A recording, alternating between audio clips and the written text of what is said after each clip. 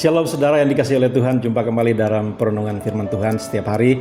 Dan hari ini kita akan belajar bersama-sama firman Tuhan diambil dari kitab Injil Yohanes pasal 4. Ya, sebentar saya bacakan buat kita ayat 23. Ya saudara ya, sekali lagi Injil Yohanes pasal 4 ayat 23. Di sini akan saya bacakan bagi kita sekalian.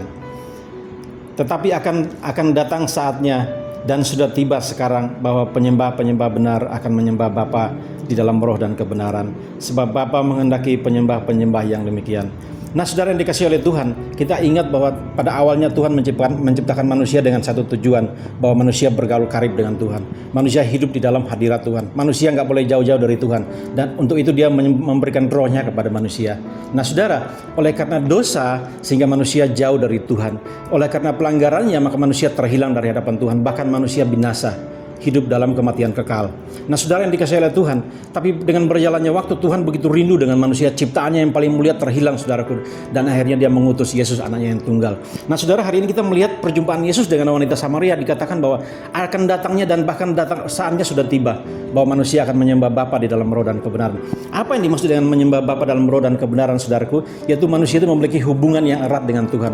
Hubungan yang semula telah hilang dan putus oleh karena dosa. Tuhan ingin mengembalikan hubungan itu sehingga manusia mengalami berkat-berkat surgawi, sehingga manusia mengalami saudara, suasana surgawi dalam kehidupannya. Nah saudara, itu yang pertama. Apa yang dimaksud dengan menyembah dalam roh? Artinya manusia mengembalikan hubungannya dengan Tuhan. Manusia kembali membangun hubungan yang harmonis dengan Tuhan. Itu yang pertama. Dan apa yang dimaksud dengan di dalam kebenaran saudara? Bahwa manusia menghidupi pribadi Tuhan, menghidupi sifat-sifat Tuhan, dan hidupnya menjadi berkat bagi orang lain.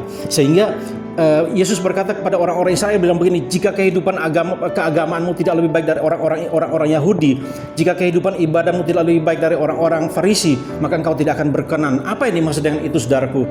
Bahwa yang dimaksud dengan itu adalah gini saudara, bahwa ketika kehidupan kita itu saudara dipenuhi dengan tata ibadah, kehidupan kita itu hanya meliputi tanggung jawab ibadah, tapi kita tidak mengalami perubahan saudaraku, maka hidup kita tidak berkenan kepada Tuhan.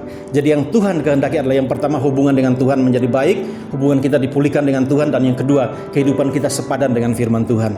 Itulah yang diharapkan oleh Tuhan, bahwa kehidupan kita menjadi serupa dan segambar dengan Kristus. Nah, melalui perenungan hari ini saudara, saya mengajak kita sekalian, mari kita merenungkan firman Tuhan, mari kita hidup di dalam roh, dituntun oleh roh, sehingga kita mengenal siapa pribadi Kristus, dan dengan kita mengenal dia, kita dapat mengikuti kehidupannya. Dan ketika kita mengikuti kehidupannya saudara, kita menjadi serupa dan segambar dengan dia, maka banyak jiwa diselamatkan oleh karena keserupaan dengan Kristus.